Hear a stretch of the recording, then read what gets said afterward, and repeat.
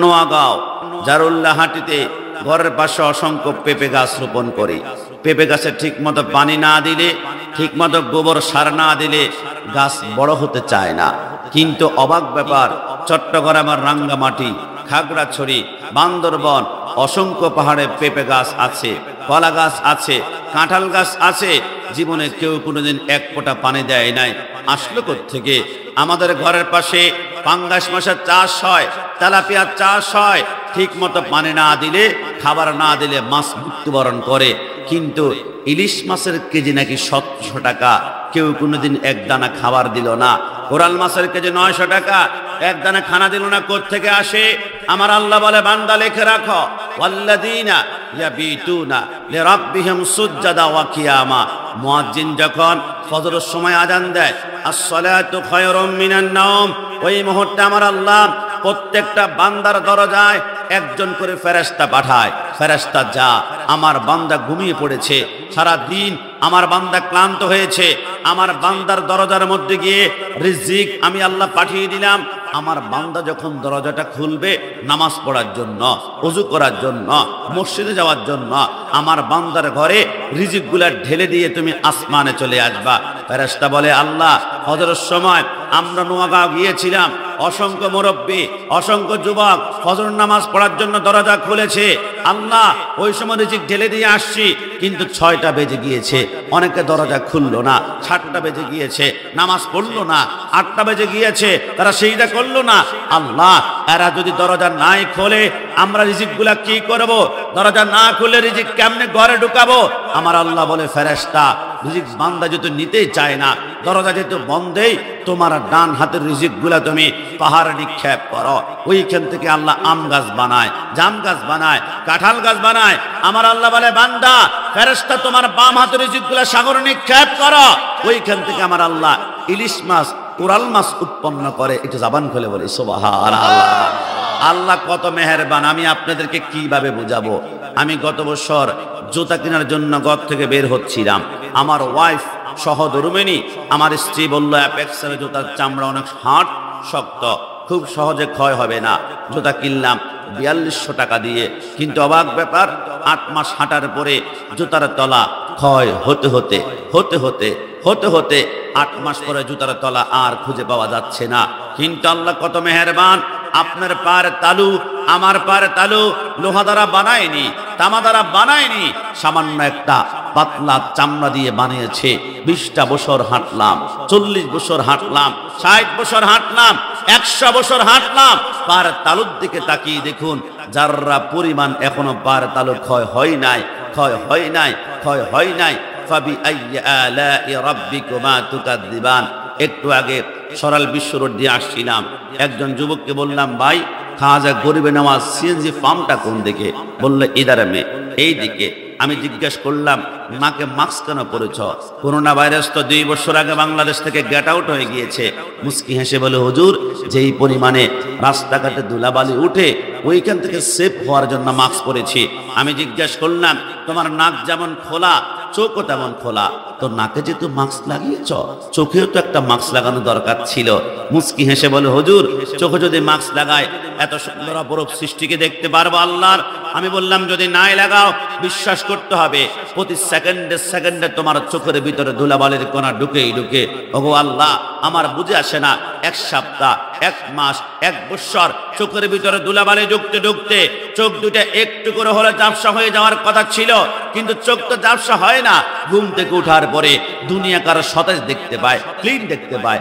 আল্লাহ, আমার চোখের ময়লা যায় কোথায়? আমার আল্লাহ বলে, ওয়াল্লাহ আমি আল্লাহ জাতের কসম, তোমার চোখের ময়লা রাতের বেলায়, প্রত্যেকটা রাতের বেলায় একটা একটা করে আমি আল্লাহ পরিষ্কার করে ফেলি। আল্লাহ মানে কি? আমার আল্লাহ বলে, প্রমাণ চাও? তাহলে ঘুম থেকে উঠার পরে তোমার শাহাদাত আঙ্গুলটা প্রথম কোথায় যাও? আমাকে একটু বলো তো। আল্লাহ কোথায় যায়? কোথায় যায়? কোথায় যায়? আল্লাহ আমার চোখের কোণে যায়। তো চোখের কোণে আঙ্গুল দিয়ে দেখো সকালবেলায় চোখের কোণে কিছু পাও কিনা। আল্লাহ পাই তো কিছু কাতর জামা আছে, কিছু ময়লা জামা আছে। কিরে বান্দা, রাতের বেলা ডাক্তার আসে নাই, অপারেশন হয় নাই, হসপিটালে নেয় নাই, তো চোখের ময়লা চোখ থেকে কে বের করে সকালবেলায় তোর চোখের কোণে জামা করলো? বান্দা, তুই যখন ঘুমিয়ে পড়াস আমি আল্লাহ প্রত্যেকটা বান্দার জন্য আসমান থেকে 2 জন করে ফেরেশতা পাঠায়। ফেরেশতা যা আমার বান্দা ঘুমিয়ে পড়েছে, হাইওয়াতুল হাইওয়ানের মধ্যে লেখে আমার আল্লাহ বলে বান্দার প্রত্যেকটা চোখের ময়লা একটা একটা একটা করে সমস্ত ময়লা চোখ থেকে বের করে চোখের কোণে সকাল বেলায় আমি আল্লাহ প্রস্তুত করে রাখি। সুবহান, আমার আল্লাহ রহমান। এই কথার মধ্যে এরপরে কোনো সন্দেহ আছে? জবান খুলে বলতে হবে সন্দেহ আছে। ডান হাত তুলে বলতে হবে সন্দেহ আছে। সাগর নদী আর পাহাড়ে বনে পাখিদের গুনগুন গুঞ্জরণে বেশি আসে ওই সমুদ্র টান, চারিদিকে শুধু আল্লাহর জয়গান। আল্লাহ মহান, আল্লাহ মহান, আল্লাহ মহান, আল্লাহ মহান। কি আল্লাহর নাম নিতে আমাদের কষ্ট হবে? সবাই শাহাদাত আঙ্গুল উঁচা করে বলবো আল্লাহ মহান,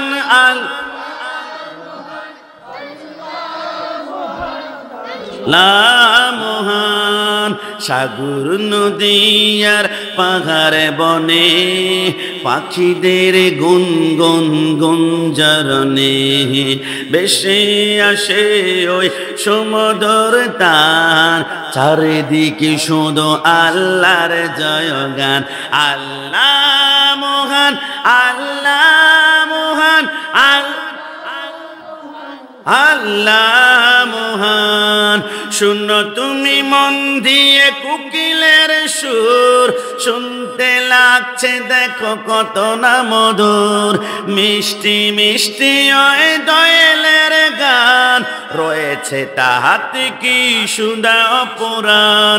কোথা পেল তাহারায় সুরমলান, জবাব আসবে দিল খোদা মহিয়ান।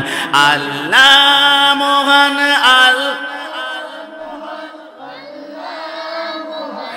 আল্লাহ মহান। শেষবার মতন আল্লাহ মহান, আল্লাহ মহান, আল্লাহ মহান।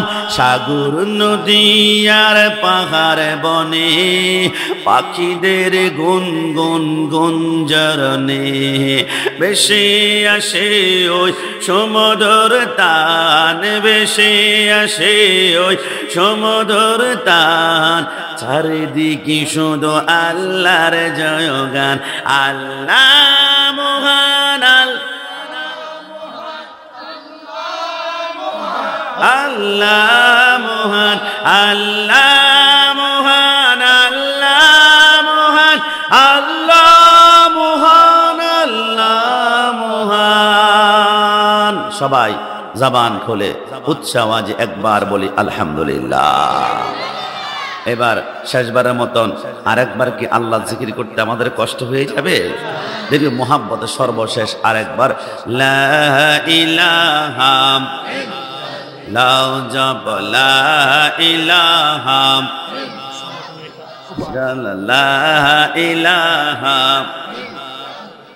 পড় লা ইলাহা লা জোর লা ইলাহা হে আল্লাহ পড় লা ইলাহা লাউ জপ লা ওহ বহু দূরে মদিনা, মদিনার রাস্তা চিনি না।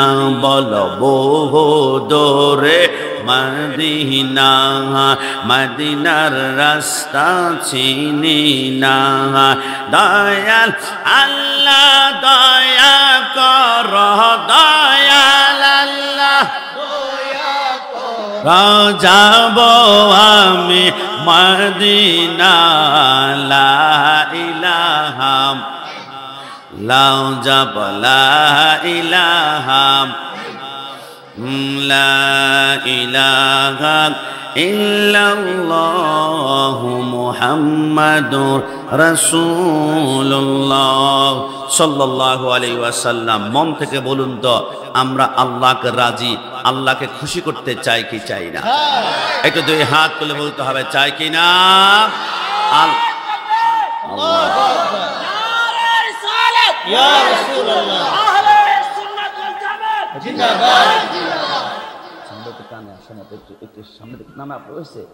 আপনি একটু সামনে থেকে সরে গেলে একটু কষ্ট দিচ্ছি। দেখুন, আল্লাহকে রাজি করার জন্য হযরত আদম সফিউল্লাহ কত বছর কেঁদেছিল? 350 বছর। কি পড়েছিল? রব্বানা যালামনা আনফুসানা ওয়া ইল্লাম তাগফির লানা ওয়া তারহামনা লানাকুনান্না মিনাল খাসিরিন। কেন কাঁদলো? আল্লাহকে রাজি করার জন্য। ইউনুস আলাইহিস সালাম মাছের পেটে একটা দোয়া পড়েছিল, লা ইলাহা ইল্লা আনতা সুবহানাকা ইন্নী কুনতু মিনাজ জালিমিন। 40 দিন তিনি উফ বলেন নাই। কেন? আল্লাহকে রাজি করার জন্য।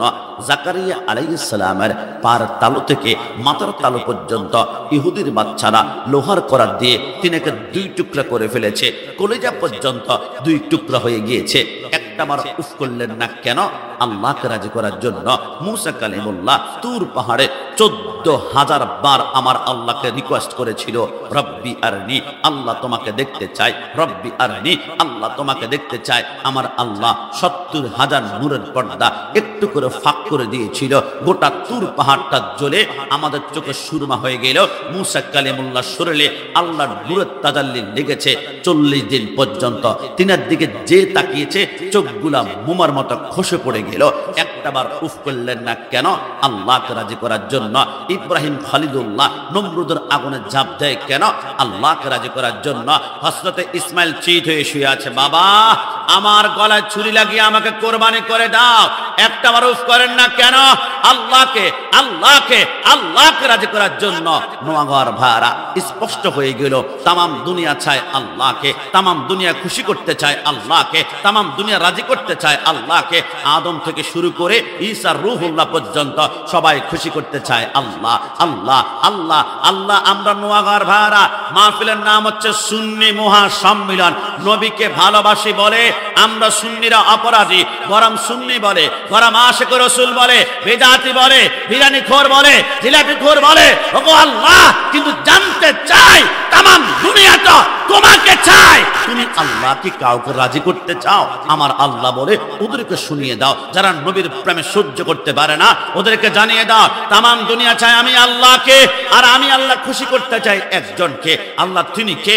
আমার আল্লাহ বলে কদ নারা তাকাল্লুবা ওয়াজহিকা ফিস সামাই ফালা নুওয়াল্লি আন্নাকা কিবলাতান তারদা। তামাম দুনিয়া চায় আমি আল্লাহ, আমি আল্লাহ, আমি আল্লাহ, আর আমি আল্লাহ খুশি করতে চাই মদিনাওয়ালা নবীকে। একটু জবান খুলে বলি সুবহান। আমরা মাঝে মাঝে মিলাদ কিয়ামে কি পড়ি? আরশো কা কাবা মদিনা, পরশো কা কাবা মদিনা, কাবা কা কাবা মদিনা। অনেকে আমাদেরকে বেদাতি বলে, আমরা বলি আল্লাহর শপথ তামাম দুনিয়ার কিবলা হচ্ছে আল্লাহ আল্লাহ আল্লাহ, আর আল্লাহর কিবলা হচ্ছে মদিনাওয়ালা। একটু জবান খুলে বলি সুবহানাল্লাহ। এই জন্যে রাসূলের শান বন্ধ করার জন্য অনেকে চেষ্টা করবে। আজকে ফেসবুকে দেখলাম তোর অনুষ্ঠানে জন্মদিনে বসে রাসূলের দুরূদ শরীফকে ব্যঙ্গ করছে। আল্লাহুম ব্যঙ্গ করার সময় আমি চিন্তা করলাম আল্লাহর শপথ, শুধু আমরা একটু অপেক্ষা করছি এদের মৃত্যুর সময় এদের চেহারা যদি বিকৃত না হয়, বাঁকা না হয়, আল্লাহর কসম কোরআন মিথ্যা হবে। ইন্নাল্লাযীনা ইউযুনাল্লাহা ওয়া রাসূলাহু লানাহুমুল্লাহু ফিদ দুনিয়া ওয়াল আখিরাহ। যারা আল্লাহ রাসূলের সাথে বেয়াদবি করবে এরা দুনিয়াতে লাঞ্ছিত হবে। আজ থেকে 9 বছর পূর্বে বাংলাদেশের এক বক্তা দুরূদ শরীফকে ব্যঙ্গ করেছিল, তার মুখ বাঁকা হয়ে মৃত্যুবরণ হয়েছিল। রাসূলের শানে মৃত্যুবরণ গাদ্দারি আমার আল্লাহ পছন্দ করে না। কারণ কি? পবিত্র কোরআনের প্রথমে আল্লাহ তার 99টা নাম দিয়েছেন। আমার আল্লাহ বলে আমার 99 নাম থাকবে আর আমার বন্ধুর থাকবে না, এমনটা হতে পারে না।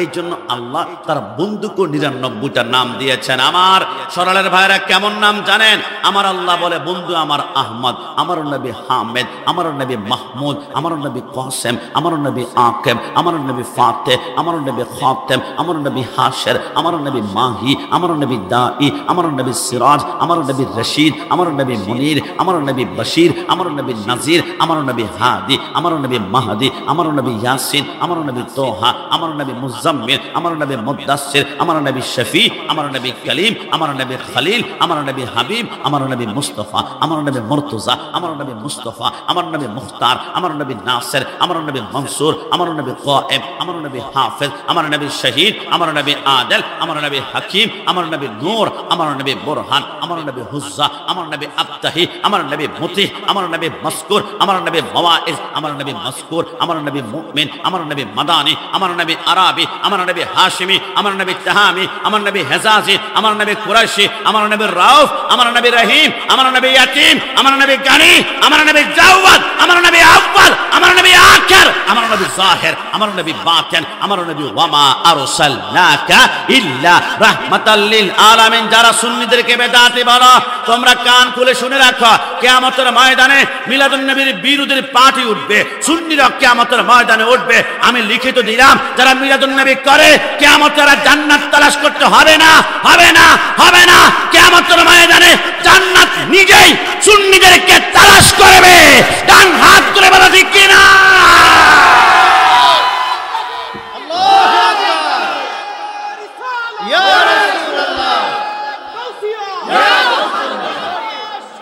জিন্দাবাদ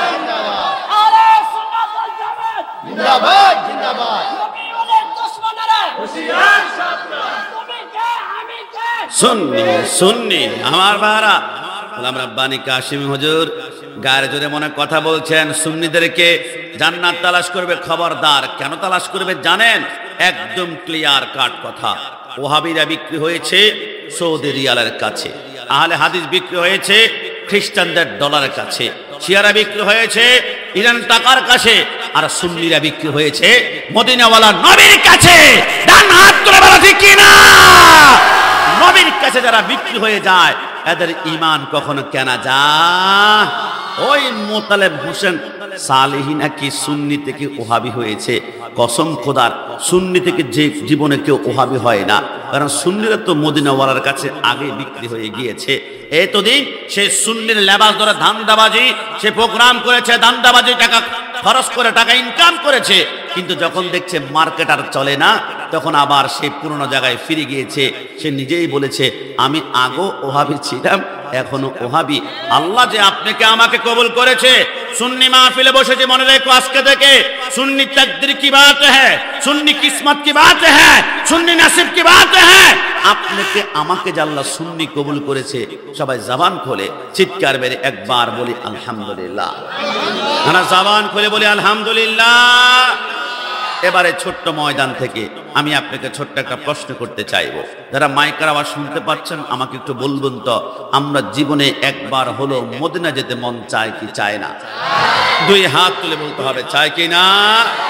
মনে রাখবেন, हमने माना के जन्नत बहुत है हंसी, छोड़कर हम मदीना न जाए कहीं, यूं तो जन्नत में सब है मदीना नहीं, और मदीना में जन्नत मौजूद है। আশিক বলে, আমার এক পাশে যদি রাখা হয় জান্নাত, আরেক পাশে মদিনা, আমাকে যদি জিজ্ঞেস করা হয়, কিরে দোস্ত তুমি কোথায় যাবা, আমি এক কুঠিবার বলবো আমি জান্নাতে নয়। এই কথা বলে কে? বাচ্চু ব্রাদার বাজ্জাই নাকি আমাদের তাহেরি সাহেবের মতন বলতে হবে, বসেন বসেন, বসে যান, বসেন বসেন। তাহেরি সাহেবের বিরুদ্ধে মামলা করেছে, এনার বক্তরা নাকি ইট মেরেছে, আঘাত করেছে। আর ইট কারা মারে, আঘাত কারা করে, রক্ত সুদ কারা বয়, লুটতরাজ কারা করে, মারামারি কারা করে, খুনাখুনি কারা করে, টঙ্গীর ইস্তেমার দিকে তাকালে বুঝতে পারবা। কথা বলো ঠিক না? সুন্নিরা মারামারি করে না। আলাউদ্দিন জিয়াদের সময় আন্দোলন হয়েছে, একটা গাড়িতে, একটা বাড়িতে, একটা টায়ারে, একটা ভ্যানকে, শাপলা চত্বরের কোরআনে সুন্নিরা আগুন জ্বালায় নাই। যুবকদের পার রক সুন্নিরা কোনোদিন কাটে নাই। সুন্নিরা ইয়া রাসূলুল্লাহ স্লোগান দিলে বাতিলের গায়ে এমনি দাও দাও করে আগুন জ্বলতে শুরু করে। কথা বলা ঠিক না? এই জন্য আমাদেরকে ভয় দেখিয়ে লাভ নাই। আল্লামা তাহিরি সাহেবের মামলা করেছো, এতটুকু পর্যন্ত হ্যান্ডকাপ পড়াও, গোটা বাংলার কোটি কোটি যুবক তাদের হাতে হ্যান্ডকাপ লাগিয়ে রাস্তার মধ্যে নামবে। যতক্ষণ তাহিরি সাহেবের মুক্তি না হবে অতক্ষণ পর্যন্ত একজন সুন্নি রাস্তা থেকে ঘরে ফিরে যাবে? জবান খুলে বলেন, ফিরে যাবে? আশেক বলে আমার যদি এক পাশে রাখা হয় জান্নাত, আরেক পাশে মদিনা। যদি জিজ্ঞেস করা হয় তুমি কোথায় যাবা, আশেক বলে 1 কোটি বার আমি বলবো আমি জীবনে একবার মদিনায় যেতে চাই, আমি জীবনে একবার। কিন্তু জান্নাতে যাবি না কেন? বলে না না, জান্নাত অনেক সুন্দর, জান্নাতুন তাজরি মিন তাহতিয়াল আনহার। সেইখানে 4টা নহর আছে, একটা দুধের নহর, একটা শরাবের নহর, একটা মধুর নহর, আরেকটা হচ্ছে ইন্না আ'তাইনাকাল কাউসার। আমার সরলের ভাইরা, নোয়াগার ভাইরা, আজকে লিখে রাখো, জান্নাতের সৃষ্টিকর্তা আল্লাহ, কিন্তু মালিক হচ্ছেন মদিনাওয়ালা। আমার রাসূল বলে আমি যদিও মালিক, আমি কিন্তু হাউজে কাউসার বন্টন করব না। নবী কে করবে? নবী আমার বলে লিখে রাখো, হাউজে কাউসার বন্টন করবে আমার ডানে একজন যুবক আর বামে আরেকজন যুবক। এই 2 জন যুবককে মৃত্যুর আগ পর্যন্ত মোহাব্বত, ভালোবাসায়, ইশকে, হুব্বে যদি একবার এক কদম ধরে রাখতে পারো তো হাউজে কাউসার নিশ্চিত পান করবে। নবী আর কারা? নবী আমার বলে একজন হাসান আরেকজন ইমাম হুসাইন। একটু জবান খুলে বলে সুবহানাল্লাহ। হাসান হুসাইনের মোহাব্বত চাই কি চাই না? আর 2 হাত তুলে বলেন চাই কি না? মা ফাতিমার নয়ন মনি হযরত আলীর জান, ইমাম হুসেন শহীদ হলো কারবালার ময়দান। ইমাম হুসেন শহীদ হলো কারবালার, সবার মতন, ইমাম হুসেন শহীদ হলো কারবালার ময়দান। দয়াল নবীর জবানে কারবালার বয়ানে, দয়াল নবীর জবানে কারবালার বয়ানে আওলাদে রাসূল শহীদ হবে হাদিসে প্রমাণ। ইমাম হুসেন শহীদ হলো কারবালার ময়দান। সবাই ইমাম হুসেন শহীদ ময়দান, ইমাম হুসেন শহীদ। ঈদের দিনে নতুন পোশাক পরল সকলে, হাসান হুসেন কান্দে নানা পোশাক দাও বলে। দয়াল নবী করলেন দোয়া, ও গো রাব্বানা, জান্নাত হতে কুদরতের পোশাক পাঠাও না। লাল সবুজের সেই পোশাকে, লাল সবুজের সেই পোশাকে কারবালার শান। ইমাম হুসেন শহীদ হলো কারবালার ময়দান, ইমাম হুসেন শহীদ হলো কারবালার ময়দান। লাল রঙের পোশাক হতে মাটি নিল হাতে, এই মাটির কাহিনী হবে হুসাইনের সাথে।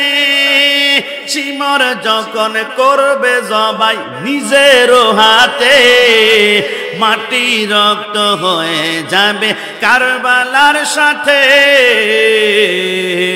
হুসাইনের শাহাদাত ইলমে গায়েবের প্রমাণ, হুসাইনের শাহাদাত ইলমে গায়েবের প্রমাণ।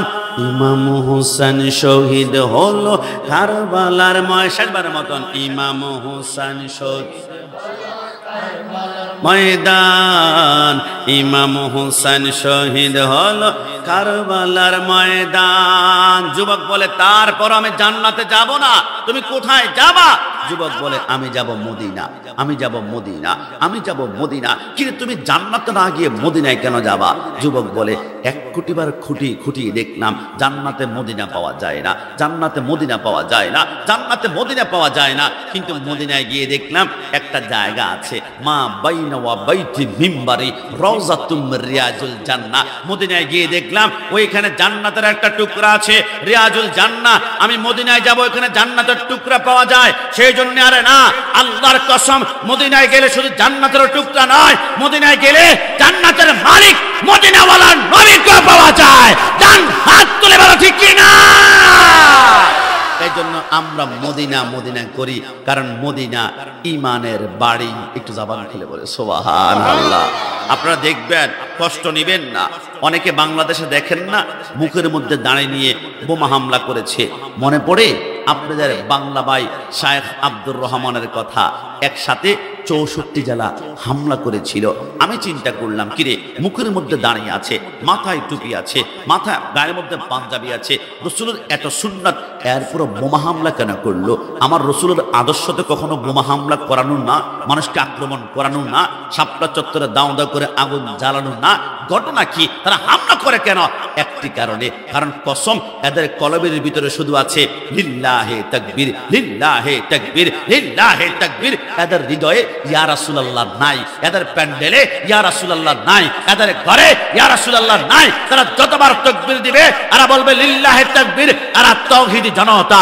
আজকে নোট করে রাখো, শুধু এরা তাওহীদি জনতা নয়, হিন্দুরা তাওহীদি জনতা। হিন্দুরা আল্লাহকে বিশ্বাস করে, তারা আল্লাহকে বলে ভগবান, আল্লাহকে বলে ভগবান, আল্লাহকে ভগবান বলে। আরে বৌদ্ধরা তাওহীদি জনতা, বৌদ্ধরা আল্লাহকে বিশ্বাস করে, আল্লাহর শপথ, বৌদ্ধরা আল্লাহকে বলে ঈশ্বর, ঈশ্বর, ঈশ্বর। খ্রিস্টানরা তাওহীদি জনতা, খ্রিস্টানরা আল্লাহকে বলে গড, আল্লাহকে বলে গড, আল্লাহকে বলে গড। আমার আল্লাহ বলে, শুধু আমাকে ডাকলে মুসলমান হওয়া যায় না। যদি এমনটা হতো, হিন্দু মুসলমান হতো আমাকে ডাকে, বৌদ্ধ মুসলমান হতো আমাকে ডাকে, খ্রিস্টান মুসলমান হতো আমাকে ডাকে। শুধু আমাকে ডাকলে মুসলমান যদি হতো, কালিমাটা আমি এতটুকু করতাম, লা ইলাহা ইল্লাল্লাহ, এতটুকু শেষ করতাম। কিন্তু আমি আল্লাহ এতটুকুতে শেষ করি নাই, একটু পরে আরো রেখেছি মুহাম্মাদুর রাসূলুল্লাহ সাল্লাল্লাহু আলাইহি ওয়াসাল্লাম। আজকে থেকে লিখে রাখো, যেই প্যান্ডেলের ভিতরে লিল্লাহে তাকবীর হয়, ওই যুবকদের অন্তরে নবী নাই। নবী যদি না থাকে, বোমা হামলা করবে, রাস্তায় আগুন জ্বালাবে, ব্যাংক লুট করবে, জঙ্গি হবে। কিন্তু যাদের অন্তরে নবী থাকবে, এরা জঙ্গি হতে পারে না, এরা হবে দুনিয়া প্রেমিক নয়, এরা হবে নবী প্রেমিক। ডান হাত তুলে বলা ঠিক কিনা?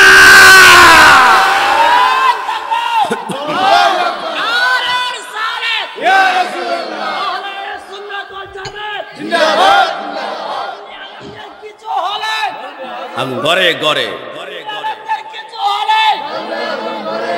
হ্যাঁ ভাইরা, আমার সাবজেক্ট কিন্তু ঈমান ও আমল নিয়ে। আমি ইমানি কথা বলতে গেলে কিন্তু ইমানের জজবা চলে আসবে। ইমানি কথা বলতে গেলে কারবালার জমিনে এক পাশে আজিদ চলে যাবে, আর এক পাশে হুসাইনি নামাজ চলে যাবে। আপনারা অনেকে বলবেন, হুজুর আপনি প্রথমে লিল্লাহে তাকবীর উপর গরম কেন হয়ে গেলেন? না না, লিল্লাহে তাকবীর আপনি 100% দিবেন, তবে তারপরে ইয়া রাসূলুল্লাহ আপনাকে রাখতে হবে। শুধু লিল্লাহে তাকবীর কোত্থেকে আসছে? যারা মাইকের আওয়াজ শুনতে পাচ্ছেন, আমি জানি অনেকে আজকে মাহফিলে আসবে না দোস্ত। আজকে নোয়াগাঁও জারুল্লাহাটিতে প্রোগ্রামে যাবি না? যাব না। কেন? এটা সুন্নিদের মাহফিল, এটা বিদাতীদের মাহফিল, এটা মাজার পূজারীদের মাহফিল, এটা জিলাপিখোরদের মাহফিল। অনেকে আসবে না, গালি দিবে। আমি বলি, ভাই যেইখান থেকে শুনতে চাও সেইখান থেকে শোনো, তবে তুমি নোট করে রাখো লিল্লাহে তাকবীর। এই তাকবীরটা আসলে আসলে কোত্থেকে? ইমাম হুসাইন কারবালার জমিনে যুদ্ধ করতে লাগলো। হুসাইন যুদ্ধ করতে করতে ইমাম হুসাইন হঠাৎ করে তলোয়ারটা থামিয়ে ফেললো। হুসাইন, আপনি তলোয়ার কেন থামিয়েছেন? আপনার সন্তান আলী আসগরকে 3 টুকরা কলিজা পর্যন্ত করে ফেলেছে, ওই শোকে তলোয়ার থামেনি। আপনার সন্তান আলী আকবরকে 38 টুকরা করেছে, ওই শোকে আপনার তলোয়ার থামেনি। হঠাৎ করে তলোয়ার কেন থামিয়েছেন? হুসাইন বলে, 1 কোটি বার চেষ্টা করলো, আমার তলোয়ার থামাতে পারতো না। একটা কারণে তলোয়ার থামিয়েছি, আমার জন্মের কিছুক্ষণ পরে রাহমাতুল লিল আলামিন আমার ডান কানে আজান দিয়েছিল, আল্লাহু আকবার, আল্লাহু আকবার। রাসূল বলেছিল, হুসাইন যেখানে আজান শুনবা, ওইখানে দুনিয়ার যত গুরুত্বপূর্ণ কাজ থাকবে স্টপ হয়ে যাবে।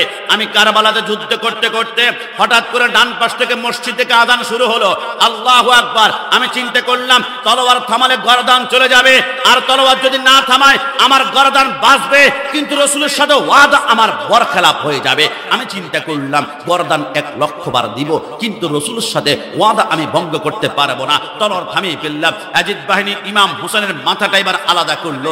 আলাদা যখন করলো, ইমাম হুসাইনের মাথা থেকে রক্তের ফোঁটা পড়ছিল। কারবালাতে একজন মাত্র বেঁচে ছিল, ইমাম জয়নুল আবেদিন। শামে কারবালার মধ্যে লেখে, ইমাম জয়নুল আবেদিন বলে, কিরে কারবালার জমিনে 72 জন আহলে বাইতের রক্ত টইটুম্বুর হয়ে আছে, আনন্দ করে কারা? যে আহলে বাইতকে সালাম না না দেওয়া পর্যন্ত নামাজ হয় না। আমি দেখি তো তিনি মাটির মধ্যে গড়াগড়ি দিয়ে তাঁবুর সামনে এসে তাঁবুটা যখন উপরের দিকে উঠালেন, তিনি দেখলেন ইমাম হুসাইনের সুলতানে কারবালার মাথা শিমর হাতের মধ্যে রক্তের ফোঁটা পড়ছে। আর ইয়াজিদ বাহিনী সে কাটা মাথা দেখে ডান হাত উত্তোলন করে তারা একটা তাকবীর দিচ্ছে। ইয়াজিদ বাহিনীর তাকবীরটা ছিল লিল্লাহে তাকবীর, লিল্লাহে তাকবীর, লিল্লাহে তাকবীর। ইমাম জয়নুল আবেদিন বলে, আল্লাহর কসম 1 ঘন্টা অপেক্ষা করেছি একবার তারা ইয়া রাসূলুল্লাহ বলে কিনা, কিন্তু ঘন্টার পর ঘন্টা চলে যায়, একটাবার তারা ইয়া রাসূলুল্লাহ বলে না, শুধু লিল্লাহে তাকবীর, লিল্লাহে তাকবীর। ওই দিন থেকে কারবালার জমিনে স্লোগান হয়ে গেল 2 প্রকার, একটা হচ্ছে ইয়াজিদি, একটা হুসাইনি। হুসাইনি স্লোগান হচ্ছে নারায়ে তাকবীর আল্লাহু আকবার, নারায়ে রিসালাত ইয়া রাসূলুল্লাহ। আর ইয়াজিদের স্লোগান হচ্ছে লিল্লাহে তাকবীর। এরা চায় যুবকদের অন্তর থেকে নবীকে জুদা করে ফেলবে, যুবকদের অন্তর থেকে মিলাদুন নবীর প্রেম সরাই ফেলবে, কিন্তু একজন আশিক থাকা পর্যন্ত এই বাংলার জমিন থেকে ইয়া রাসূলুল্লাহ স্লোগান কোন বাপের বেটা বন্ধ করতে পারবে না। ডান হাত তুলে বলা ঠিক কিনা? কারণ এটা হচ্ছে হুসাইনি স্লোগান। যতক্ষণ পর্যন্ত একজন হুসাইনি বেঁচে থাকবে, এই স্লোগান কিয়ামত পর্যন্ত থাকবে, এই কথার মধ্যে কোনো সন্দেহ। একটু জবান খুলে বলুন সন্দেহ। প্রথমেই একটু ইমাম হুসাইনের ইমানি জাজবার কথা বলে বললাম, কি আমার উপর কষ্ট পেয়েছেন? এবার আসুন আমরা এই দুনিয়ার জমিন থেকে ইয়া রাসূলুল্লাহ স্লোগান নিয়ে আমরা যেতে হবে একটা জায়গার মধ্যে। সেই জায়গাটা কোন জায়গা? ওই জায়গা সম্পর্কে আয়াতখানা তেলাওয়াত করলে সবাই আপনারা বুঝতে পারবেন। এই আয়াতটি প্রত্যেকের মুখস্থ আছে, কুল্লু নাফসিন যায়িকাতুল মউত, জন্ম যে গ্রহণ করেছে মৃত্যু তাকে বরণ করতে হবে, এই কথার মধ্যে কোনো সন্দেহ? একটু জবান খুলে বলতে হবে সন্দেহ। তবে বাঙাল শিল্পী ছিল, ইনার নাম ছিল ফিরোজ শাহ। তিনি একটা গান লিখেছেন, গানের নাম হচ্ছে 1 সেকেন্ডের নাই ভরসা। গানটা লিখে তাল, সুর, লয় সবকিছু ঠিক করে ঢাকা আরবি স্টেডিয়ামে 2001 সালে মাইক্রোফোন হাতের মধ্যে নিয়ে টান দিয়েছিলেন 1 সেকেন্ডের নাই ভরসা।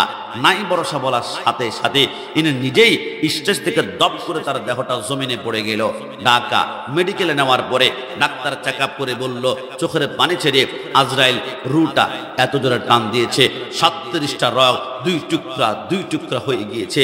বোঝা গেল মৃত্যুর কোনো সিগন্যাল নাই, মৃত্যুর কোনো আলামত নাই। কিছুদিন পূর্বে আমাদের চট্টগ্রামে একজন যুবক 28 বছর রবিউল R15 মোটরসাইকেল কিনে স্পিডটা উঠিয়েছিল 110-এ, ব্রেক কন্ট্রোল করতে না পেরে স্ট্যাম ল্যাম্পের সাথে মাথাটা এত জোরে বাড়ি খেয়েছিল, মাথার মগজগুলা চূর্ণ বিচূর্ণ হয়ে গিয়েছে। তুমি আর আমি কিন্তু লেগেছে, ইস আমার দোস্ত এত অল্প সময় মৃত্যুবরণ করবে, কল্পনাও করতে পারি নাই। তুমি কল্পনা করলো কি আর না করলো কি? এই দুনিয়ার জমিন থেকে যাওয়ার সাথে সাথে আমি কাশেমের মাথার পাগড়ি সুন্নাত খুলে ফেলা হবে, আমার জুব্বা খুলে ফেলা হবে, আমার পায়জামা খুলে ফেলা হবে, আমার হাতে ওয়াস খুলে ফেলা হবে। 100 সুন্নাত যদি থাকে প্রত্যেকটা সুন্নাত খুলে ফেলা হবে। আমার পকেটে মেসওয়াক সুন্নাত খুলে ফেলা হবে, আমার ডান পকেটে আতরের শিশি আছে খুলে ফেলা হবে। কিন্তু একটা সুন্নাত কোন বাপের বেটা খুলতে পারবে না, মৃত্যুর পরও পারবে না। কবরে ওই একটা সুন্নাত নিয়ে কবরে যাওয়ার সুযোগ আছে, মদিনাওয়ালার সামনে দাঁড়ানোর সুযোগ আছে।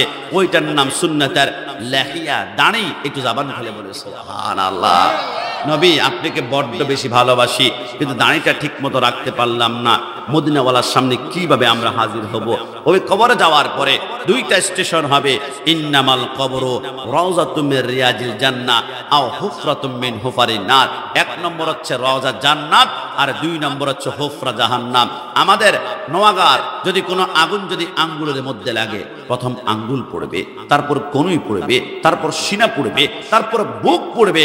কিন্তু সরকারে মদিনা সাল্লাল্লাহু আলাইহি ওয়াসাল্লাম বরাবর নাজিলকৃত কোরআন বলে জাহান্নামের আগুন এত সহজ নয়। নারুল্লাহিল মুকাদাতুল্লাতি তাত্তালিউ আলাল আফিদা, জাহান্নামের আগুন আঙ্গুলে লাগবে। প্রথম আঙ্গুল নয়, প্রথম কলিজাটা জ্বালিয়ে পুড়িয়ে ছারখার করে ফেলবে। কিছুক্ষণ পর বান্দা বলবে, আল্লাহ জাহান্নামের আগুন সহ্য করতে পারি না, জিহ্বা আমার শুকিয়ে দাঁতের মাড়ির সাথে লেগে যাচ্ছে। আল্লাহ পানি, আল্লাহ পানি, আল্লাহ পানি। জাহান্নামে কোনো ঠান্ডা পানি পাওয়া যাবে না, ইল্লা হামিমা ওয়া গাসসাকা, সেখানে গরম গরম পুষ থাকবে। আপনি পানি বলে চিৎকার করলে ওই পুষগুলো হাতের মধ্যে দিবে, টক টক করে খাওয়া শুরু করবেন, মাংসগুলো পড়ে যাবে। কিছুক্ষণ পর বান্দা বলবে আল্লাহ আমার ক্ষুধা লেগেছে, আল্লাহ খাদ্য দাও না, জাহান্নামে কোনো সুস্বাদু ফল পাওয়া যাবে না। তবে হাদিস শরীফের মধ্যে লেখে আফলের মতো একটা গোলাকার ফল দেওয়া হবে যেটার নাম জাক্কুম ফল, দেখতে আফলের মতো, কিন্তু সেইখান থেকে 27টা কাঁটা বের হবে। 2টা কাঁটা 2টা চোখকে মার্বলের মতো বের করে ফেলবে, 2টা কাঁটা 2 নাকের ছিদ্র, 2টা কাঁটা 2 চোখের ছিদ্র দিয়ে বের হয়ে বাকি 21টা কাঁটা মাথার উপর দিয়ে বের হয়ে মাথাটা ঝাঁঝরা করে ফেলবে।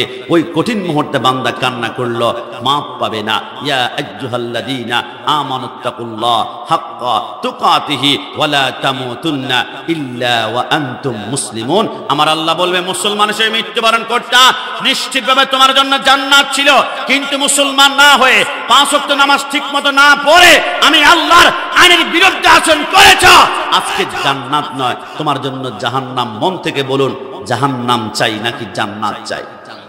এটা জবান খুলে জাহান্নাম নাকি জান্নাত? একটু ডান হাত তুলে বলতো জাহান্নাম নাকি জান্নাত চাই?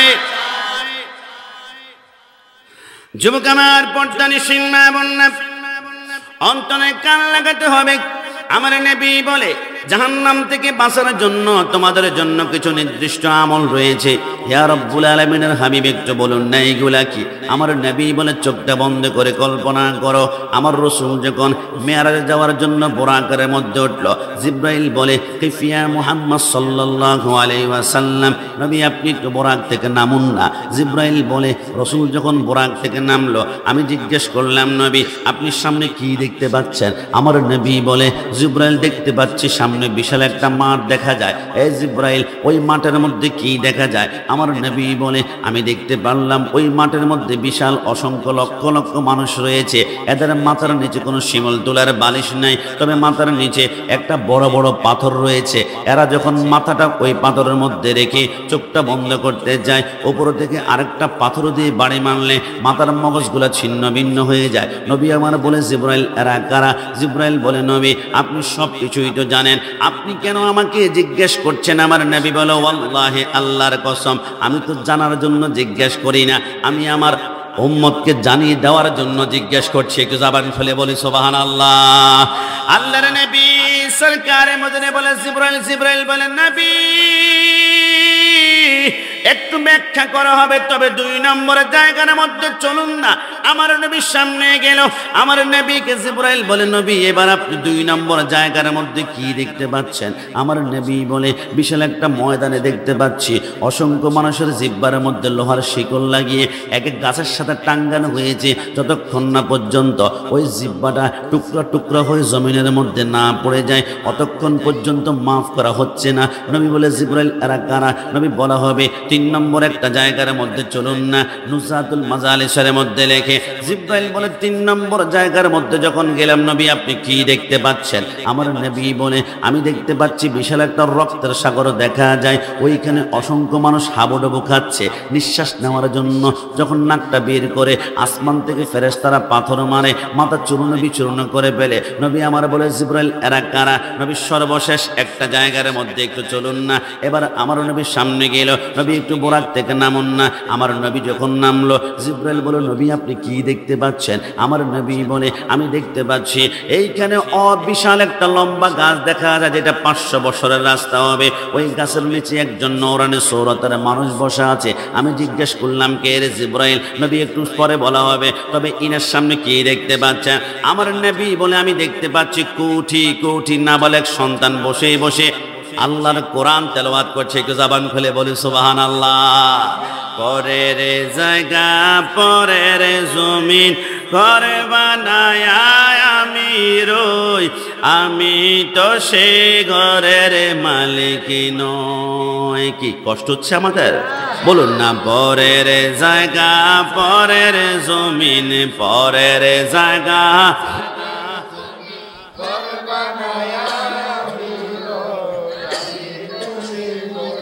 মালিক নয়, আমি তো সে ঘরের মালিক নয়।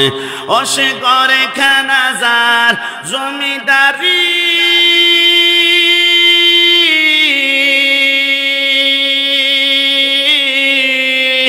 আমি পাই না তা মাগার হুকুম জারি, আমি পাই না জমিদারের দেখা, পাই না জমি আমনের দুঃখ কারে কই, আমি তো সেই ঘরের মালিক নয়। শেষবারের মতন পরের জায়গা, পরের জমিন, পরের জায়গা,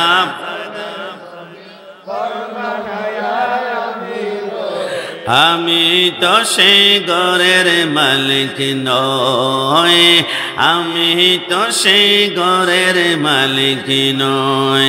আমার নবী বলে, জিবরাইল এবার আমাকে একটু ব্যাখ্যা করো, ওই যে প্রথম জায়গার মধ্যে দেখলাম অসংখ্য মানুষের জিব্বার মধ্যে লোহার শিকল লাগিয়ে টাঙ্গানো হচ্ছিল, জিব্বাগুলো টুকরা টুকরা হয়ে পড়ে যায়, এরা কারা? জিবরাইল বলে অন্য কেউ নয়। ফালা তাকুল্লাহুমা উফফি ওয়ালা তানহারহুমা ওয়া কুল্লাহুমা কাওলান কারীমা। যেই সন্তান দুনিয়াতে আব্বা আম্মার সাথে জিব্বা নাড়িয়ে নাড়িয়ে গাদ্দারি করেছে, বেয়াদবি করেছে, তর্ক বিতর্ক করেছে, এরা আমার নোয়াগার ভাইয়ারা, আমি কোন আব্বা আম্মার কথা বললে তোমার চোখের পানি বের হবে। আমি তো জানি না আমার মা আমার বাবা যখন মিলন করেছিল, আমার বাবার এক ফোঁটা বীর্যের কৌঠি কৌঠি ব্যাগের একটা শুক্রাণু গিয়ে মায়ের রেহেমের ভিতরে দিয়ে মায়ের পেটের মধ্যে যখন চলে গেল, ওই বীর্যের উপরে 40 দিন যাওয়ার পরে ওইটার বীর্য থাকে না, মায়ের পেটে ওইটা রক্ত হয়ে যায়, ওই রক্তের উপরে 40 দিন যাওয়ার পরে ওইটা রক্ত থাকে না, ওইটা মাংসের টুকরা হয়ে যায়, ওই মাংসের টুকরার উপরে 40 দিন যাওয়ার পরে ওইটা মাংসের টুকরা থাকে না, ওইখান থেকে এবারে 2টা হাত বের হয়, ওই হাতের উপরে 40 দিন যাওয়ার পরে সেইখান থেকে 2টা পা বের হয়, ওই পায়ের উপরে 40 দিন যাওয়ার পরে সেইখান থেকে 2টা আখ 2টা চোখ বের হয়, ওই চোখের উপরে 40 দিন যাওয়ার পরে সেইখান থেকে মাথা বের হয়, ওই মাথার উপরে 40 দিন যাওয়ার পরে সেইখান থেকে চুল বের হয়। 10 মাস 10 দিন কমপ্লিট হয়ে যাওয়ার পরে আমার আল্লাহ বলে, কি জিবরাইল, আমার বান্দা মায়ের পেটের মধ্যে সমস্ত বডি তৈরি হয়ে গিয়েছে, একটু পরেই তো আমার বান্দা 10 মাস 10 দিন কমপ্লিট হয়েছে, দুনিয়াতে গমন করবে। আমার বান্দা মায়ের পেটের মধ্যে কেমন পজিশনে রয়েছে আমাকে একটু বলো না।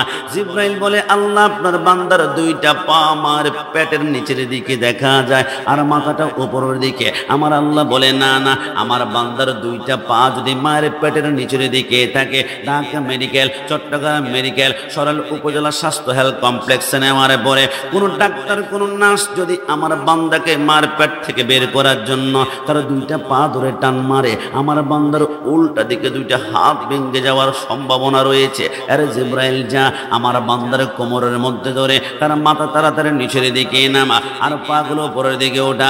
ওই মুহূর্তে জিবরাইল বলে, আমি 3টা আঙ্গুল দিয়ে দুনিয়ার এমন কোনো সন্তান নাই, প্রত্যেকটা সন্তানের কোমরের মধ্যে আমি একটা টিপ মারি, টিপ দেওয়ার পরে পাটা উপরের দিকে ওঠাই আর মাথাটা নিচের দিকে নামাই। ওই টিপটা আমি কাশমি সহ্য করতে পারি নাই, আমার ডানে আশেপাশে আলেম ওলামা পারেই নাই, আপনারা যারা বসে আছেন একজন সন্তানও পারি নাই। ওই মুহূর্তে আমরা প্রত্যেকে ওই ব্যথা সহ্য করতে না পেরে মার কলিজা বরাবর এত জোরে একটা লাঠি আমরা পেরেছিলাম, ওই লাঠি সহ্য করতে না পেরে অনেক মা হাসপাতালের বেডের মধ্যে মৃত্যুবরণ করেছে, অনেক মা জ্ঞান হারিয়ে ফেলেছে। আসমানে ফেরেশতারা কান্না শুরু করেছে, আল্লাহ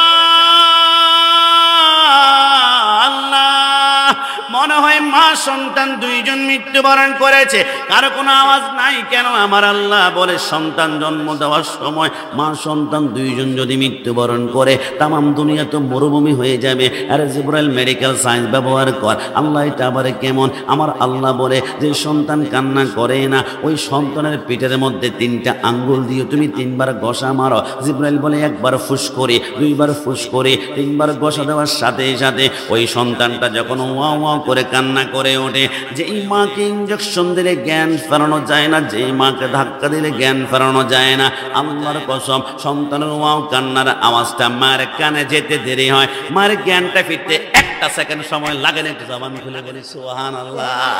দুনিয়াতে আসার পরে মার স্তন থেকে আমরা একটানা 2 বছর দুধ পান করেছি। আপনি বলবেন গোলাম রাব্বানী কাশিমি হুজুর 1 ফোঁটার কতটুকু করে দুধ পান করেছি, কিন্তু আমেরিকান বৈজ্ঞানিকরা বলে মার 2 বছরের দুধগুলা বাদ দাও, মার 1 ফোঁটা দুধ নিয়ে আমরা 1 বছর গবেষণা করলাম। গবেষণা করার পরে মার 1 ফোঁটা দুধের ভিতরে আল্লাহর এমন একটা কুদরত দেখলাম, আমরা সাথে সাথে কালিমা পড়ে মুসলমান হয়ে গেলাম। এটা তোমরা কি দেখেছ? তারা বলে আমরা দেখলাম মার এক ফোঁটা দুধের ভিতরে আমার আল্লাহ দুনিয়ার 180 রকমের ফলের রস ঢুকিয়ে দিয়েছে। জোরে বলে সুবহানাল্লাহ। আরে যুবক, আমি কোন মায়ের কথা বলছি? মা দুনিয়াতে আসার পরে মার স্তন থেকে আমরা একটানা 2 বছর দুধ পান করেছি। তাফসীরে কারকগণ বলে ওই 2 বছরের দুধগুলা যদি একটা পাল্লায় রেখে তোমরা ওজন দিয়ে দেখো, ওজন দিয়ে দেখো, ওজন দিয়ে দেখো, তোমরা দেখবা 2 বছরে অন্তত পক্ষে মার স্তন থেকে তোমরা 27 মণ দুধ পান করেছে। জোরে বলে সুবহানাল্লাহ। আমি গোলাম রাব্বানী কাশিমি আজকে চেয়ারে বসলাম, পোস্টারে বড় করে নাম দেওয়া হলো, আপ্যায়ন করা হলো, রিসেপশন করা হলো। আপনি কি মনে করেছেন সার্টিফিকেটের জোরে বুঝে আমি এখানে বসলাম, জ্ঞানের জোরে এখানে বসলাম? সুন্দর চেহারা, কণ্ঠ সুন্দর। আল্লাহর কসম, দুনিয়ার কোনো সার্টিফিকেট জ্ঞান দিয়ে চেয়ারে বসা যায় না। ওয়াল্লাহ বিল্লাহ তাল্লাহ 3 বার আল্লাহর কসম করে বলি, আমার আব্বা আম্মার দোয়া ছাড়া আমি চেয়ারে কোনোদিন বসতে পারতাম না। আল্লামা তাহের সাহেব বলে বিদায় আমি বলছি, কথাটা কিন্তু এমন না।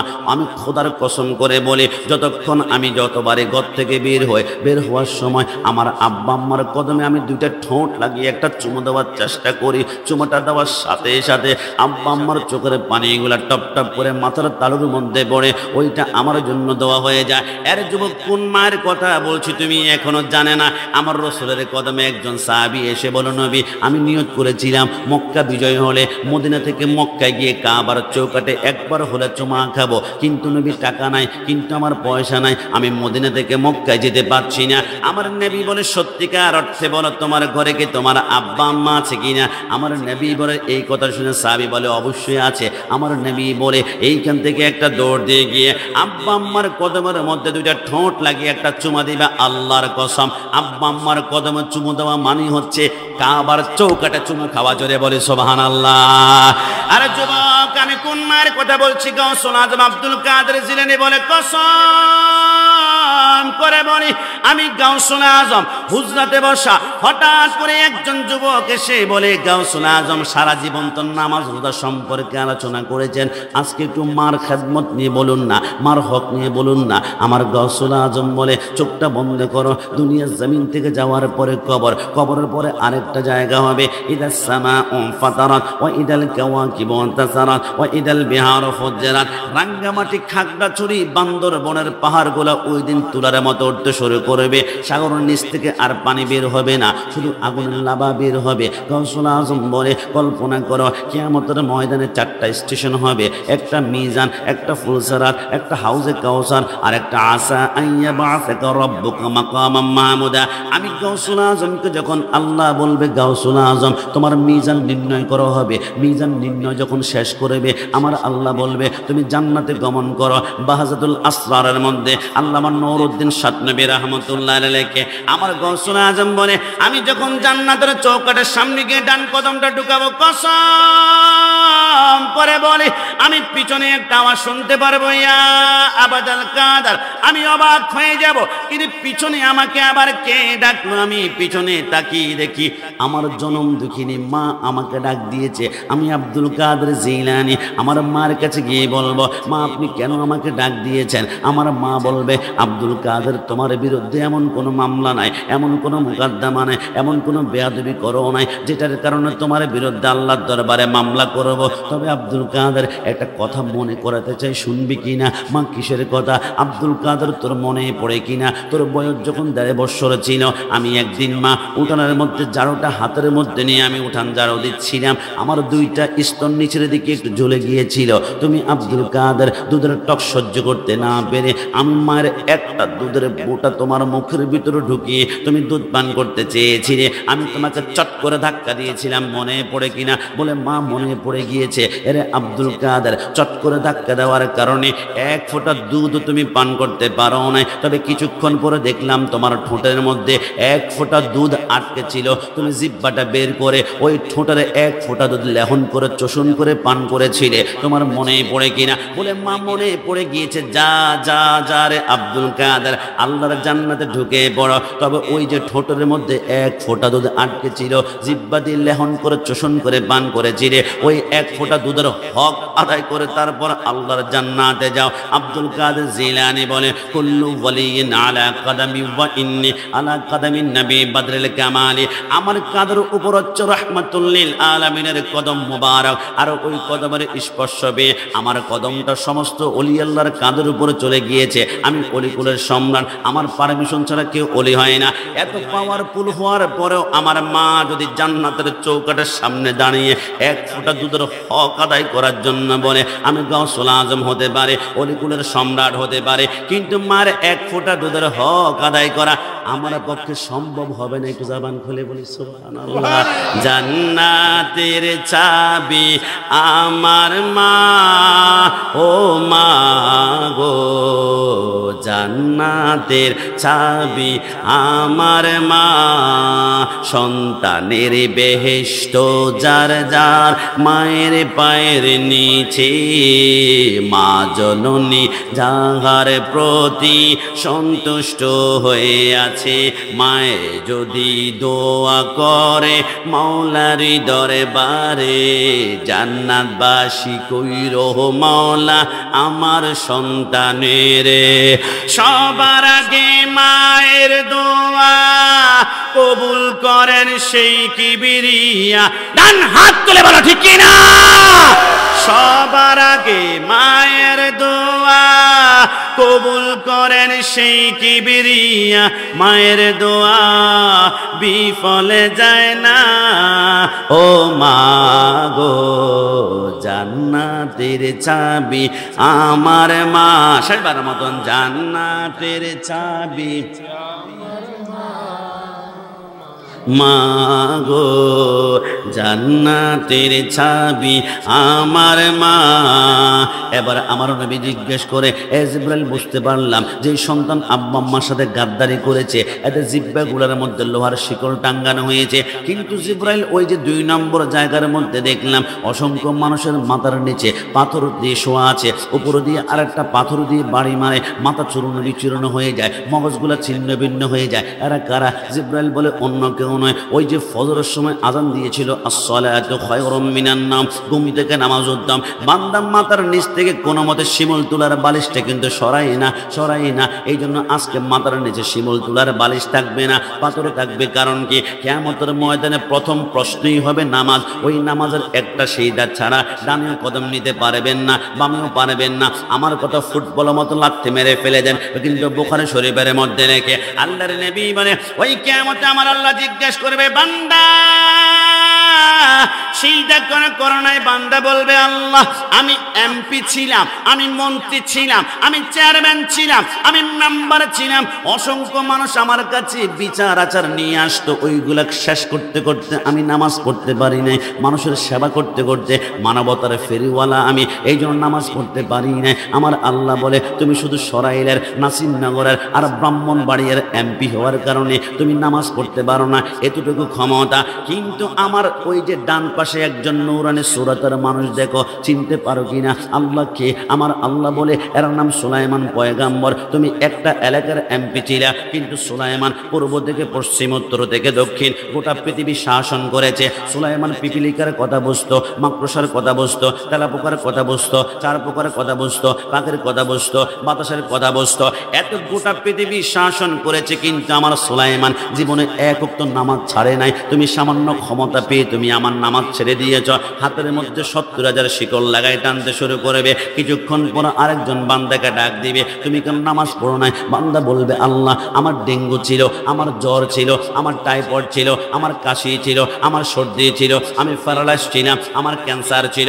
আমার আল্লাহ বলবে, আনতা কাযাবুন, তুমি মিথ্যাবাদী। আল্লাহ কেন? আমার আল্লাহ বলে ডান পাশে তাকিয়ে দেখো একজন নূরানি সুরাতের মানুষ দেখা যায়, চিনতে পারো কিনা? আল্লাহ কে? আমার আল্লাহ বলে এর নাম হচ্ছে হযরতে আইয়ুব আলাইহিস সালাম। আমার আইয়ুবকে 18 বছর পর্যন্ত কেড়ায় কামড়িয়েছে, কিন্তু জীবনে আইয়ুব একটাবার উফ করে নাই। যতবার কামড়িয়েছে আইয়ুব বলেছিল, আল্লাহ আমার পায়ের তালু থেকে মাথার তালু পর্যন্ত কেড়ায় কামড়িয়ে ফেলো, অঙ্গ পতঙ্গ ঝাঁঝরা করে ফেলেও আমার কোনো অভিযোগ নাই, কিন্তু আল্লাহ একটা অঙ্গ আমার একটু হেফাজত করবেন। আমার আল্লাহ বলে, এটা আবার কি? ও আল্লাহ, এটা হচ্ছে আমার লিসান, এটা হচ্ছে আমার জিহ্বা। আইয়ুব কি করবে রে জিহ্বা নিয়ে? আল্লাহ যাতে করে সিজদার মধ্যে গিয়ে জিহ্বাটা মাথা নাড়িয়ে নাড়িয়ে আমি পড়তে পারি সুবহান রাব্বিয়াল আলা, সুবহান রাব্বিয়াল আলা। আমার আয়ুব এক তো নামাজ ছাড়ে নাই। আয়ুবকে যখন কেনা কামড়ানো শুরু করেছিল 98 কেজি ওজন ছিল, কিন্তু 18 বছর পরে এমনভাবে কামড়িয়েছে ভিতরে গোশতগুলা পর্যন্ত নাই, 7 কেজি ওজন হয়ে গিয়েছে। শুধু চামড়া আছে,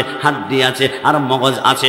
যতবার কেনায় কামড় দিয়েছে আয়ুব একটাবারও উফ বলে নাই। প্রতিবার বলেছে আল্লাহ, প্রতিবার বলেছে আল্লাহ। আমার আয়ুব এক তো নামাজ ছাড়ে নাই। তুমি জ্বর সর্দি হওয়ার কারণে নামাজ ছেড়ে দিয়েছ, তুমি মিথ্যাবাদী। কিছুক্ষণ পর আমার আল্লাহ আরেকজন বান্দিকে ডাক দিবে, বান্দি তুমি কেন নামাজ পড়ো নাই? ওই রমণী বলবে আল্লাহ আমার স্বামী আমার উপর অত্যাচার করতো, আমার উপর নির্যাতন করতো, ওই স্বামীর নির্যাতন থেকে বাঁচার জন্য আমি নামাজ পড়তে পারি না। আমার আল্লাহ বলবে আনতা কাজ্জাব, তুমি মিথ্যাবাদী। আল্লাহ কেন কেন?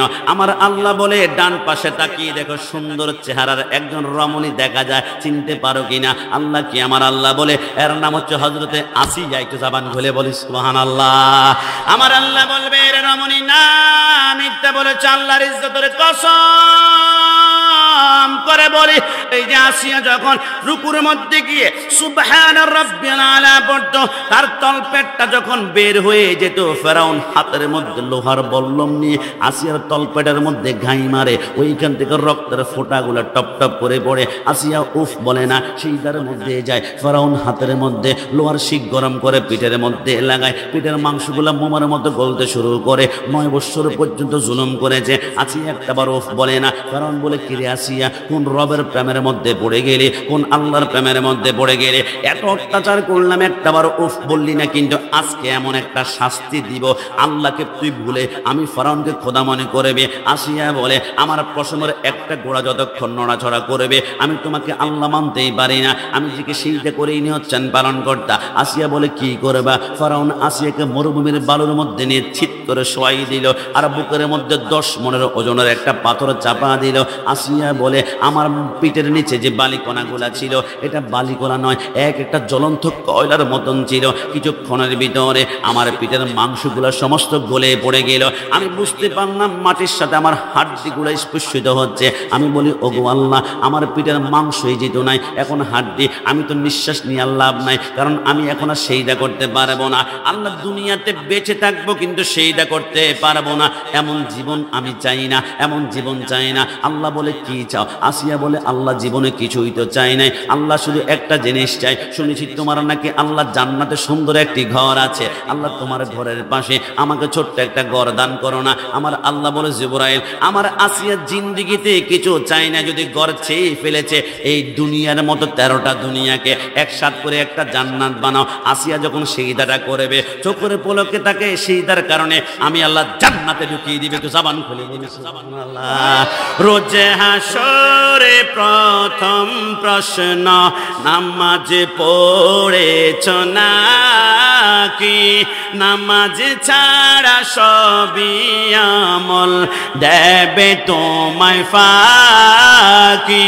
নামাজ হবে প্রথম হিসাব, নামাজ হবে প্রথম হিসাব। হাদিসেতে রয় নামাজ ছাড়া রোজ হাসরে নেই কোনো উপায়। ডান হাত তুলে বলো ঠিক কিনা? নামাজ ছাড়া রোজ হাসরে নেই কোনো উপায়। কোরআন হাদিস খুলে দেখো, কোরআন হাদিস খুলে দেখো, পাবে সব জায়গায়।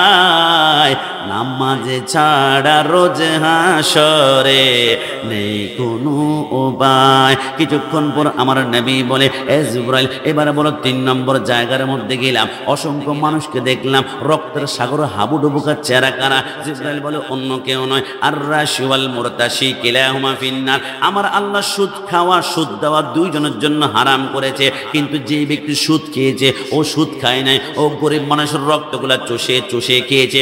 যে যত বেশি সুদ ভক্ষণ করেছে এর রক্তের সাগর তত লম্বা হবে, ওইখানে সাঁতার কাটবে। নিঃশ্বাস নেওয়ার জন্য যখন নাকটা বের করবে, উপর থেকে ফেরেশতারা পাথর মেরে মেরে মাথা চূর্ণ বিচূর্ণ করে ফেলবে।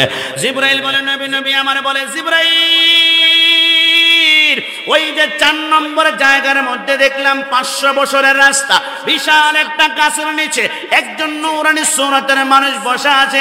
এর জিবরাইল, ইনি কে? জিবরাইল বলে নবী অন্য কেউ নয়, এর নাম হচ্ছে হযরতে ইব্রাহিম খলিলুল্লাহ। তো জবান খুলে বলি সুবহানাল্লাহ।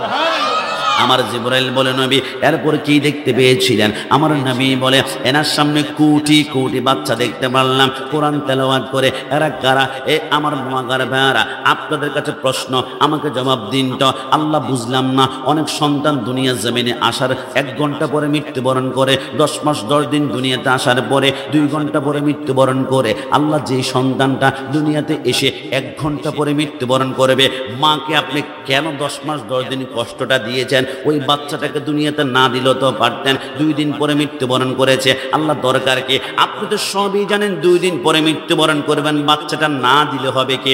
এ আমার পর্দানিশীল মা বোনরা, কান খুলে শুনে রাখো, আপনার বাচ্চা পানির মধ্যে ডুবে মরেছে, অ্যাক্সিডেন্টে মরেছে, টেনশন করবেন না। আল্লাহ যা করে বান্দার ভালোর জন্য করে। আল্লাহ বলুন না, আল্লাহ বলুন না, আল্লাহ বলুন না কেন আপনি সন্তানটাকে দুনিয়াতে আসার 1 ঘন্টা পরে নিয়েছেন? আমার আল্লাহ বলুন নোট করে রাখো, একটা কারণ নিয়েছে। আল্লাহ কেন কেন? আমার আল্লাহ বলে আমি যখন দেখি আব্বা আম্মা 2 জন দুনিয়ার জমিনে এমন কোনো ন্যাক করে নাই যে আমলের কারণে ফুলসেরাত পার হতে পারবে, তখন সন্তানগুলাকে দুনিয়ার জমিনে আমি নাবালক অবস্থা মৃত্যুবরণ করিয়ে ফেলি। আল্লাহ কেন কেন? আমার আল্লাহ বলে এই ছোট্ট নাবালক সন্তানগুলাকে আমার আল্লাহ বলবে কিয়ামতে তুমি জান্নাতে গমন করো। ওগো আল্লাহ, যেই মা 10 মাস 10 দিন গর্ভ ধারণ করেছে, আমার মা কোথায় আমাকে বলুন না। আমার আল্লাহ বলবে তোমার আম্মা তো জাহান্নামে। আল্লাহ, আমার আব্বা কোথায়? রাতের বেলায় ঘুমাতে পারে না, মা চটপট করেছে, মার পা মাথার তালুর মধ্যে তেল দিয়েছে, তোমার আব্বা জাহান্নামী। আল্লাহ, আমার আব্বা আম্মা জাহান্নামী, আমি জান্নাতে যেতে পারবো না, আমার আব্বা আম্মাকে জান্নাতে দিন না। আমার আল্লাহ বলে সম্ভব নয়। আল্লাহ, তাহলে আমাকে জাহান্নামে ঢুকাই দেন। আমার আল্লাহ বলে খবরদার, তোমার গায়ের মধ্যে একটা পাপের কিঞ্চিত পরিমাণ এখনো পাপ লাগা নাই, তোমাকে জাহান্নামে ঢুকানো যাবে না। তাহলে আল্লাহ, আমার আব্বা আম্মাকে আমার সাথে জান্নাতে দিয়ে দিন না। আমার আল্লাহ বলে যেই সন্তানটা নাবালক অবস্থায় দুনিয়াতে পুকুর ডুবে মরেছে, অ্যাক্সিডেন্টে মরেছে, জিনের আচরে মরে গিয়েছে, ওই নাবালক সন্তানগুলা আব্বা আম্মাকে সুপারিশ করে করে চোখের পলকে জান্নাতে নিয়ে যাবে। জবান খুলে বলি সুবহানাল্লাহ।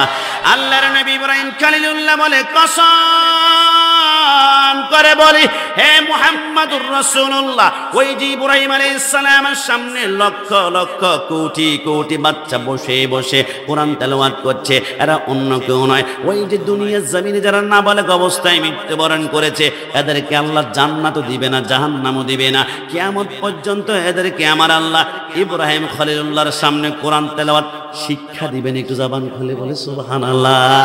তুমি নবীর উম্মত দাবি করা সুন্নাহ মানো না, নবীর অপমানে তোমার হৃদয় কাঁদে না। ডান হাত তুলে বলা ঠিক কিনা? তুমি নবীর উম্মত দাবি, এদিকে আসো, সাউন্ড একটু আরেকটা দিকে আসো। তুমি নবীর উম্মত দাবি করা সুন্নাহ মানো না, নবীর অপমানে তোমার হৃদয় কাঁদে না। তুমি বিজাতীয় সংস্কৃতিতে সপেছ পরাণ, তুমি কেমন মুসলমান? তুমি কেমন মুসলমান? বলুন না, তুমি কেমন মুসলমান? তুমি কেমন মুসলমান? নামাজের সাথে নাই পরিচয়, নামাজের সাথে নাই পরিচয়, মানো না কোরআন। তুমি কেমন মুসলমান? তুমি কেমন মুসলমান? বলুন না, তুমি কেমন মুসলমান? তুমি কেমন মুসলমান? তুমি সুদের টাকায় প্রাসাদে গড় ঘোষ ছাড়ো না, দিন দুঃখিনা খেয়ে মরে খবর রাখো না। ডান হাত তুলে বলো ঠিক কিনা? তুমি সুদের টাকায় প্রাসাদে গড় ঘুষ ছাড়ো না, দিন দুঃখিনা খেয়ে মরে খবর রাখো না। তুমি ঘুষ খেয়ে অবিচার কর সাজিয়া প্রদান, তুমি কেমন মুসলমান? তুমি কেমন মুসলমান? এই সাউন্ডটার নাম কি রে? সুবাস সাউন্ড, অত্যন্ত ফ্যান্টাস্টিক, মাইন্ড ব্লোয়িং, অসাধারণ সাউন্ড। যে কোনো মাহফিলে, উরুসে, বিবাহে এই সাউন্ড ব্যবহার করবেন। আল্লাহ রিজিকে বরকত দান করে। সবাই বলি আমিন। সবাই জবান খুলে বলি আমিন। পাবলিসিটি করছে, মনিটর একটু বাড়াই দেবে এবার। কেমন তুমি কেমন মুসলমান, তুমি কেমন মুসলমান, নামাজের সাথে নাই পরিচয়, নামাজের সাথে নাই পরিচয়, মানো না কোরআন। তুমি কেমন মুসলমান, তুমি কেমন মুসলমান। আপনাদের কদমে হাত দিয়ে একটা কথা বলে দিয়ে যায়, সন্তানকে ডাক্তার প্রয়োজন আছে, ডাক্তার যদি না হয় অপারেশন কে করবে? ইঞ্জিনিয়ার প্রয়োজন আছে, ইঞ্জিনিয়ার যদি না হয় 5 তলা 10 তলা বিল্ডিং না হলে আমাদের জনসংখ্যা ট্যাকেল দিতে পারবে না। কিন্তু একটা সন্তানকে অন্তত পক্ষে হাফেজে কোরআন বানাবেন, যদি নাও পারেন নুরানি শিক্ষা দিবেন, লাভ হবে কি জানেন? হযরতে ঈসা রূহুল্লাহ বলে, আমি একদিন একটা কবরের পাশ দিয়ে হাঁটতে লাগলাম, হঠাৎ করে দেখলাম একটা কবরের ভিতরে দাও দাও করে আগুন জ্বলছিল, নারুল্লাহিল মুকাদা। আমি ভয় পেয়ে গেলাম, আমি ওই কবরটা অতিক্রম করে আমি চলে গেলাম ইসলামের কাজের জন্য।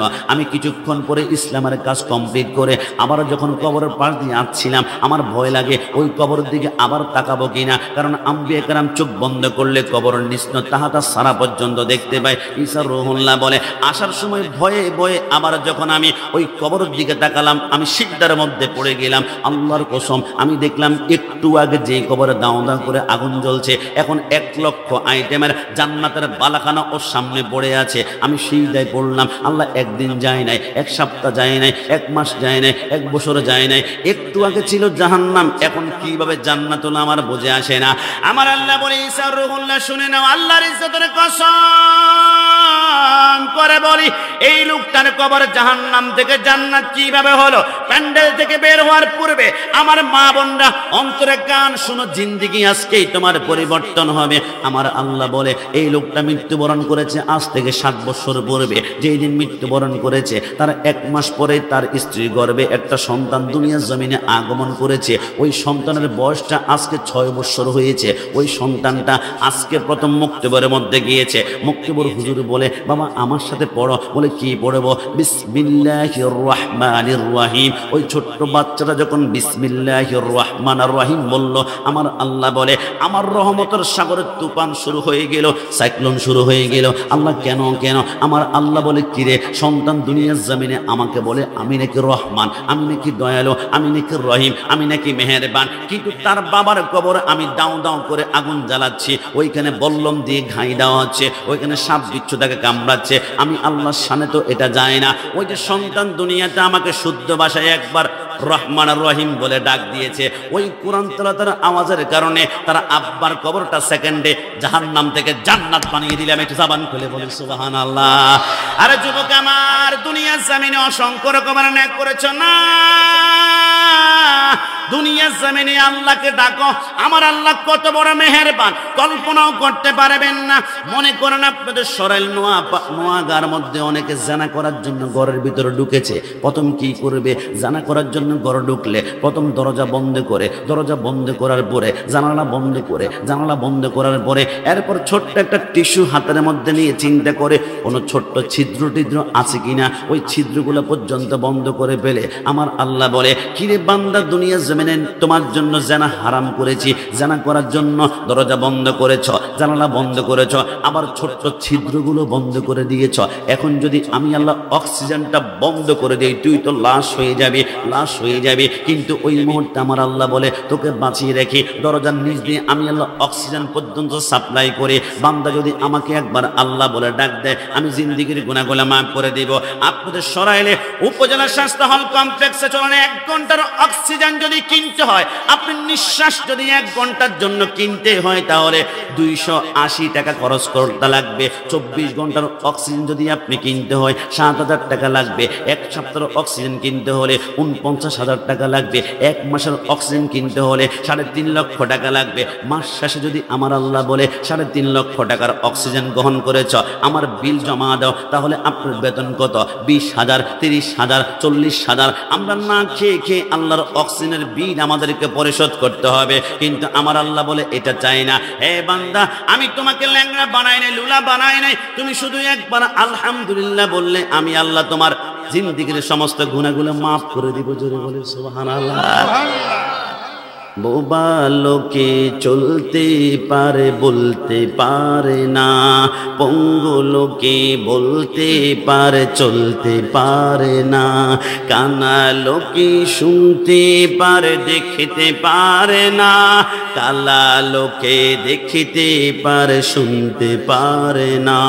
তুমি যদি তাদের চেয়ে একটু ভালো থাকো, তবে কেন শুকরিয়াটা আদায় করো না, তবে কেন শুকরিয়াটা আদায় করো, বলুন না, তবে কেন শুকরিয়াটা আদায় করো না। চক্ষু দুটো দিল দেখিতে তোমায়, শুনতে দিল কান, জিহ্বা দিল স্বাদ নিতে আর নাকে সুগরান। ডান হাত তুলে বলো ঠিক কিনা।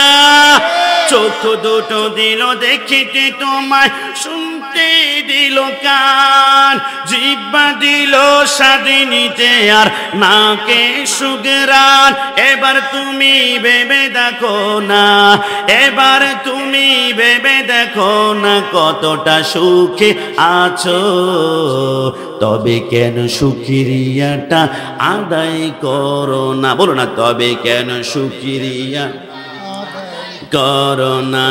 বোবা লোকে চলতে পারে বলতে পারে না, পঙ্গু লোকে বলতে পারে চলতে পারে না, কানা লোকে শুনতে পারে দেখতে পারে না, কালা লোকে দেখিতে পারে শুনতে পারে না। তুমি যদি তাদের চেয়ে একটু ভালো থাকো, তবে কেন শুকরিয়াটা আদায় করো না, তবে কেন শুকরিয়াটা আদায় করো না। আমি তো অবাক হলাম, আজকে যুবকরা রিসিভ করলো, আপ্যায়নের ব্যবস্থা করলো। কিরে, দুনিয়ার অসংখ্য যুবক নেশা করে, মদ খায়, গাঁজা খায়, ইয়াবা খায়, ড্যান্ডি খায়, ফ্যান্সি খায়। দুনিয়ার যুবকরা টাকা জমায়, কক্সবাজার সমুদ্র সৈকতে যাবে, টাকা জমায় সাদেক যাবে। কিন্তু আপনাদের নোয়াগার যুবকদের কি হলো? এরা টাকা জমায় বলে ভাই 500 টাকা দিই না, 1000 টাকা দেয় না, 5000 টাকা দেয় না, সুন্নি মহাসম্মেলন করবো। এরা কোন নেশার মধ্যে পড়ে গেল? আমার নবী বলে আজকে থেকে লিখে রাখো, দুনিয়ার সব নেশা তোমাদেরকে জাহান্নাম, জাহান্নাম, জাহান্নাম। কিন্তু একটা নেশা তোমাদেরকে 100% জান্নাতে নিয়ে যাবে। নবী, নেশা করলে জান্নাতে যাওয়া যায়, এটা আবার কোন নেশা? আমরা একটু করতে চাই, আমরা যুবকরা ওই নেশায় নেশাক্ত হতে চাই। নবী আমার বলেন লিখে রাখো, যেই নেশা করলে জাহান্নামে যাওয়া যায়, শাবুন নিশাই ফি ইবাদাতিল্লাহি তাআলা ওয়া মুহাব্বাতি রাসূলিল্লাহ। এটা হচ্ছে আল্লাহর ইবাদতের নেশা, রাসূলের মুহাব্বতের নেশা। একটু জবান খুলে বলে সুবহানাল্লাহ। এ আমার যুবক ভাইরা, রাসূলের মুহাব্বতের নেশা করে বিদায় তো আমরা বারবার বলেছি, আমি কাশিমিকে গালি দাও, কোনো প্রতিবাদ হবে না। আমার মাকে গালি দাও, কোনো প্রতিবাদ হবে না। আমার বাবাকে গালি দাও, কোনো প্রতিবাদ হবে না। আমার আশেপাশে সম্পূর্ণ মানুষকে গালি দাও, কোনো প্রতিবাদ হবে না। কিন্তু খবরদার, আমার নবীর বিরুদ্ধে জিহ্বা নাড়ানো যাবে না। My prophet, my soul, my prophet, my heart, my prophet, my life, my prophet, my love, আন-নবিয়্যু আওলা বিল মুমিনিনা মিন আনফুসিহিম। নবী আমার জান, নবী আমার প্রাণ, নবী আমার কলিজা। ওই নবীর বিরুদ্ধে কেউ যদি জিহ্বা নাড়ায়, তাহলে জিহ্বা টেনে ছিঁড়ে ফেলা হবে। ডান হাত তুলে বলো ঠিক কি না?